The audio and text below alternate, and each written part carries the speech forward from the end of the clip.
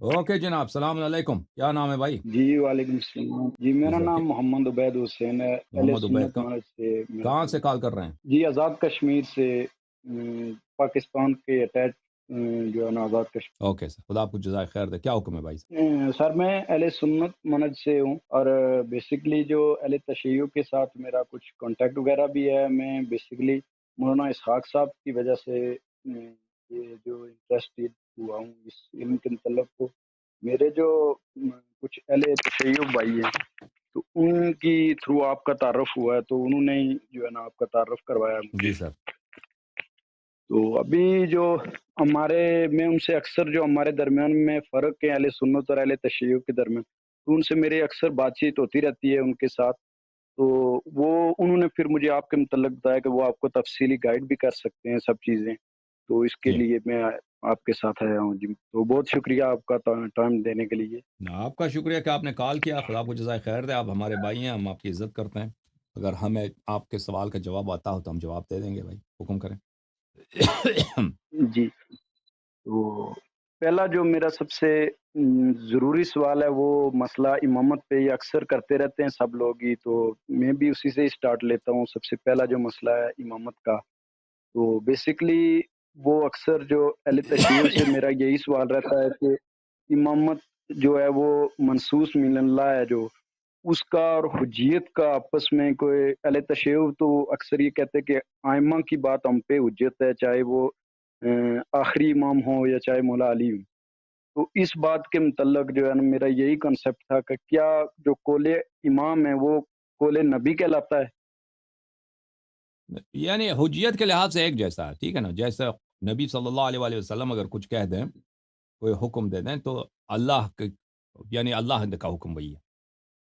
لیکن اگر نبی صلی اللہ علیہ وآلہ وسلم ہم سے کہہ دیں کہ نماز اس طرح پڑھو، تو حجیت کے لحاظ سے وہ اسی طرح جیسے اللہ سے کہہ دیں، اللہ ہمیں کہہ دیں، کوئی فرق ہی نہیں ہے، کیونکہ وہ اپنے سے نہیں کہتے، ہوا سے نہیں کہتے، جہل سے نہیں کہتے، اپنے سے نہیں بناتے، وہ اللہ کی جانب سے کہتے ہیں۔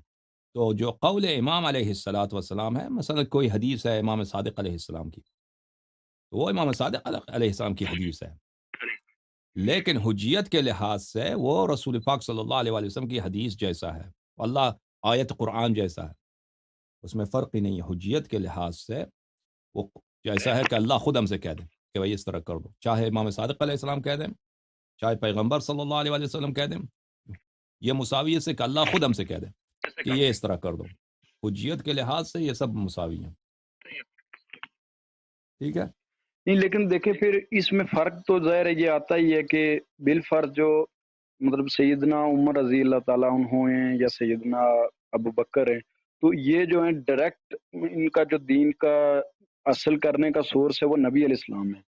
تو اگر ان کی بات ڈائریکٹ نبی علیہ السلام کا ان کا اگر کوئی ذاتی قول ہے تو وہ اہل سنت جو ہیں وہ اس کو ترجیح نہیں دیتے نبی علیہ السلام کے قول کے مطلب کے برابر نہیں دیتے، وہ حجت تو نہیں مانتے ہیں۔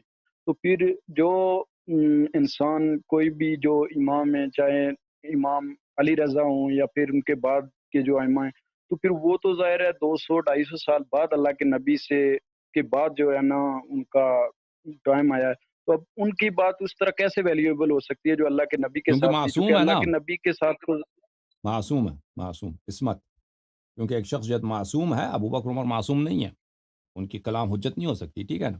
غیر معصوم وہ شخص ہے جو اس کو جہل بھی ہو سکتا ہے، وہ غلطی بھی کر سکتا ہے، خطا بھی کر سکتا ہے۔ اس نے اگر نبی صلی اللہ علیہ وسلم سے سنا ہے، صحیح نقل کیا ہے، ہمیں بھروسہ ہے کہ یہ اس نے واقعا صحیح نقل کر رہا ہے، تو پھر صحیح ہے، لیکن اس کے اپنے الفاظ اس کی کوئی حجت نہیں ہوتی، کیونکہ وہ غیر معصوم ہے، وہ خطا کر سکتا ہے۔ لیکن ایک شخص معصوم ہے، ایک شخص معصوم ہے۔ حضرت عیسیٰ علیہ السلام ابھی آ جائیں، ابھی فرض کریں حضرت عیسیٰ علیہ السلام نازل ہوتے ہیں آسمان سے، وہ کوئی بات کہہ دیتے ہیں، وہ غلط ہے، کبھی غلط بات نہیں کہیں گے، وہ جو بھی کہیں گے صحیح ہے، کیونکہ وہ معصوم ہے۔ وہ ایسے وہ ہمارے نبی کی شریعت پہ آئیں گے، وہ جب آئیں گے حضرت عیسیٰ علیہ السلام ہمارے نبی صلی اللہ علیہ وسلم کی شریعت پہ آئیں گے، اگر وہ کوئی چیز ہم سے کہہ دیتے ہیں، مثلا کہہ دیتے ہیں قیامت کے دن یہ ہوگا، کہیں گے کہ نماز کا طریقہ اس طرح ہے، ٹھیک ہے نا؟ وہ بالکل صحیح کہتے ہیں، کیونکہ وہ کبھی حضرت عیسیٰ علیہ السلام وہ کبھی غلط بات ہمیں نہیں بتائیں گے، کیونکہ وہ معصوم ہے۔ اچھا، اسی طرح ائمہ طاہرین علیہ السلام معصوم ہیں، معصوم ہے یعنی وہ کبھی غلط نہیں کہیں گے، جو بھی کہیں گے وہ صحیح کہیں گے۔ جیسے رسول اللہ صلی اللہ علیہ وآلہ وسلم معصوم ہے، ہم کیوں ان کی بات مانتے ہیں پیغمبر کی صلی اللہ علیہ وآلہ وسلم کی؟ اس لیے کہ وہ معصوم ہے۔ سر اس پہ میں تو اس پہ میرا ایک چھوٹا سا کویشچن یہ بنتا ہے، دیکھیں اللہ کے نبی کے لیے تو اللہ نے گارنٹی قرآن میں اٹھا دے دی ہے کہ وما ينطق عن الهوى الا وحی یوحی، تو اس اعتبار سے اگر دیکھا جائے تو وہ تو وہی الہی ان کے ساتھ ہے، تو اس اعتبار سے وہ تو ہم ان کی بات تو مان سکتے ہیں اللہ کی بات، لیکن آپ اگر ائمہ کے والا سے کریں تو تو ان پھر کے اس لیے پہ بھی تو اللہ ظاہر سی تعالیٰ نے بات ہے یہ گارنٹی سوال۔ دیا، اللہ تعالیٰ نے گارنٹی دی ہے۔ میں آپ کو دکھا دیتا ہوں کہ اللہ تعالیٰ کی گارنٹی، ٹھیک ہے، اللہ تعالیٰ کی گارنٹی آپ کو آپ کے اپنے کتابوں سے دکھا دیتا ہوں۔ عزیزوں ملاحظہ فرمائے، قرآن مجید فرقان حمید میں اللہ تعالیٰ سورہ نساء میں فرماتا ہے یا ایھا الذین آمنوا اطیعوا اللہ واطیعوا الرسول واولی الامر منکم۔ اے اللہ فرماتا ہے اے ایمان والو، اطاعت کرو اللہ کی اور اطاعت کرو رسول صلی اللہ علیہ وآلہ وسلم کی اور صاحبان امر کی، وہی اطاعت جو اللہ کے لیے ہے، رسول صلی اللہ علیہ وآلہ وسلم کے لیے وہی اطاعت اولی الامر کے لیے۔ اسی کی تفسیر میں ملاحظہ فرمائیے، یہ کتاب تفسیر فخر رازی المشتہر بالتفسیر الکبیر و مفاتیح الغیب، فخر رازی کی تفسیر جلد نمبر 10 چاپ دار الفکر، یہاں پر یا ایھا الذین آمنوا اطیعوا اللہ واطیعوا الرسول واولی الامر منکم۔ اچھا، اسی کے ذیل میں کئی صفحات ہیں، وہ بات کرتا ہے یہ بلکہ اگلے صفحے پر صفحہ نمبر 147 ہے، صفحہ نمبر 148 میں اگلے صفحے میں المسألۃ الثالثہ۔ اچھا، فرماتا ہے، ملاحظہ فرمائیے، المسألۃ الثالثہ، میں فل پیج کر دوں تاکہ سب کو نظر آئے۔ ان اللہ تعالی امر بطاعت اولی الامر علی سبیل الجزم، کہتا ہے اللہ تعالیٰ نے اس آیت میں حکم دیا ہے کہ اولی الامر کی طاعت کرو بسبیل الجزم، یعنی بغیر کسی طرح کے شک کے، بغیر کسی طرح کے قید کے، بغیر کسی طرح کے شرط کے، علی الاطلاق اولی الامر کی اطاعت کرو۔ اچھا،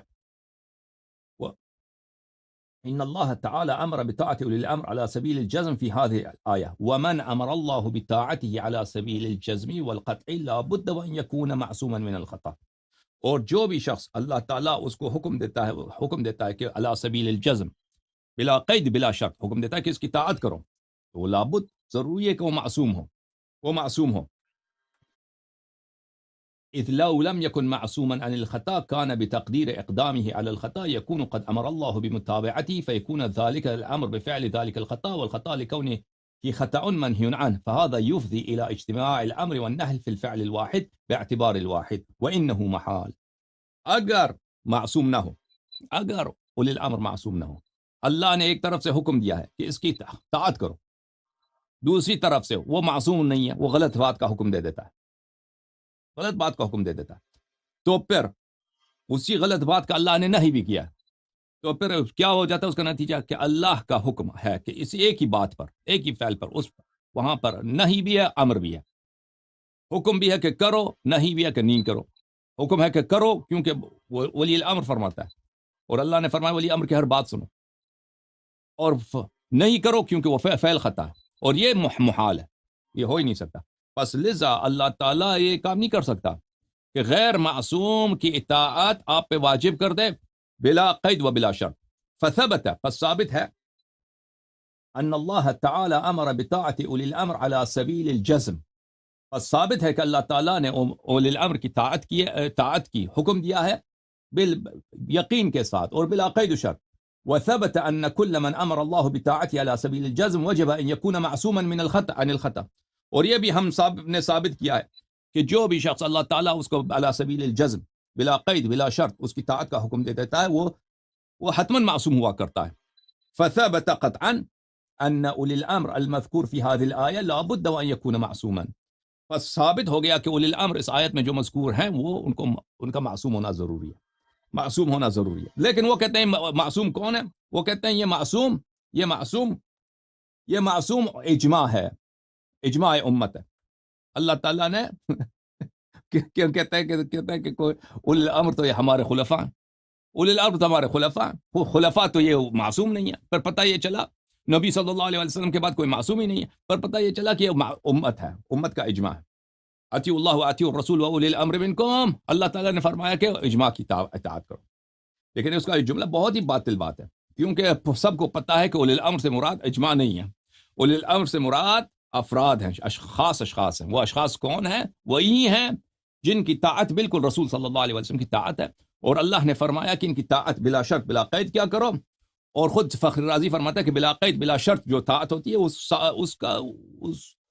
اس طاعت ہونے والا شخص وہ معصوم ہوتا ہے. یہ ایک دلیل. دوسرا دلیل اللہ تعالیٰ کی گارنٹی کہ وہ کبھی خطا نہیں کرتے. بسم اللہ الرحمن الرحیم. بلی انما یرید اللہ لیذھب عنکم الرجس اہل البیت ویطہرکم تطہیرا. اللہ تعالیٰ نے فرمایا کہ بلی صرف قول فعل کا نہیں ہے، صرف قول کا نہیں ہے. وما ينطق عن الهوى ان هو الا وحی یوحى صرف قول کا ہے. یہاں پر آیہ تطہیر میں قول و فعل کا ہے، اور نہ صرف قول و فعل کا ہے بلکہ خیالات کا بھی ہے، افکار کا بھی ہے، کہ اللہ تعالیٰ کا یہ ہمیشہ ارادہ رہا ہے کہ اللہ تعالیٰ خود دور کرے ہر قسم کی رجس اہل بیت طاہرین علیہم الصلاۃ والسلام سے، ان کو طاہر و مطہر بنا دے. اور یہ اس کے دلائل بہت زیادہ ہیں کہ یہ صرف خمسہ طیبہ اور 14 معصومین علیہم السلام کے لیے ہے، اور یہ اس میں ازواج نہیں ہے. اب اس کی دلیل کیا ہے؟ وہ دلیل وہ بہت زیادہ ہے. مخالفین کے پاس صرف ایک ہی دلیل ہے، وہ کہتے ہیں سیاق و سباق. دیکھو تو سیاق و سباق پہلے تم ترتیب ثابت کرو نا، پہلے تم ترتیب ثابت کرو کہ یہ ترتیب اللہ کی جانب سے ہے، وہ تو تمہارے پاس ہے نہیں. تم ایک جگہ ثابت کرو کہ رسول پاک صلی اللہ علیہ وآلہ وسلم نے یہ آیات ازواج کے لیے پڑھی ہیں، اسی آیات جو پیچھے ہیں آگے ان کے ساتھ پڑھی ہیں. جہاں بھی یہاں پہ 30 سے زیادہ صحابی نے روایت کیا، اور رسول پاک صلی اللہ علیہ وآلہ وسلم نے ہر دفعہ یہ آیت. کہاں چلے گئے بھائی؟ او بھائی آزاد کشمیر والے، وہ چلے گئے آزاد کشمیر والے. انہوں نے نبی کریم صلی اللہ علیہ وآلہ وسلم نے ان کے لیے پڑھی ہے، اہل بیت طاہرین علیہم الصلاۃ والسلام کے لیے. ٹھیک ہے نا. اور پھر حدیث ثقلین رسول اللہ صلی اللہ علیہ وآلہ وسلم نے فرمایا کہ انی تارک فیکم من ان اخذتم به لن تضلوا بعدی ابدا کتاب اللہ وعترتی اہل بیتی. میں حدیث ثقلین لے کے آؤں آپ کے لیے. ایک منٹ. یہ ہے کہ میرے ہاتھ میں کتاب سنن ترمذی. ملاحظہ فرمائیں. آ گئے بھائی؟ تشریف لائے؟ کہاں گئے تھے محمد حسین صاحب؟ آواز نہیں آ رہی. جی وہ کال ڈسکنیکٹ ہو گئی تھی. اوکے دیکھ لیں آپ. ابھی آپ کو لے کے آتے ہیں. میں فل پیج کرتا ہوں اس لیے تاکہ سب کو نظر آ جائے.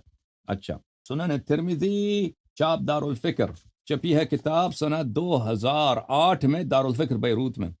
یہاں پہ ملاحظہ فرمائیے میرے بھائیو، صفحہ نمبر 1079 میں ولی روایت ہے زید بن ارقم سے، انی تارک فیکم ما ان تمسکتم به لن تضلوا بعدی ولی احدهما اعظم من الاخر کتاب اللہ حبل ممدود من السماء الى الارض وعترتی اہل بیتی ولن يتفرقا. میں تمہارے درمیان دو چیزیں چھوڑ کے جا رہا ہوں، اگر ان کی اتباع کرو کبھی گمراہ نہ ہو جاؤ گے، کبھی گمراہ نہ ہو جاؤ گے.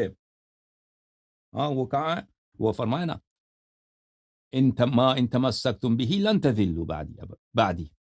جب تک ان سے تمسک کرو گے، اتباع کرو گے، کبھی گمراہ نہ ہو جاؤ گے، کبھی گمراہ نہ ہو جاؤ گے. اچھا وہ قرآن مجید وعترتی اہل بیتی ولن يتفرقا حتی یرد علی الحوض، یہ دونوں کبھی ایک دوسرے سے الگ نہیں ہوں گے. تو رسول پاک صلی اللہ علیہ وسلم نے جب فرمایا، اور یہ حدیث متواتر ہے کہ جب تک ان کی اتباع کرو کبھی گمراہ نہ ہو جاؤ گے، یعنی یہ کبھی آپ کو غلط بات کا حکم نہیں دیں گے، خطا کا حکم نہیں دیں گے، ہر حکم ان کا صحیح ہوگا. ٹھیک ہے نا. وَإِلَّا اگر اہل بیت علیہ السلام کبھی صحیح کبھی غلط حکم دے دیں تو پھر ہم جب ان کی غلط بات کا اتباع کریں گے تو گمراہ ہو جاؤں گے. پھر رسول صلی اللہ علیہ وسلم کا وعدہ غلط ہے.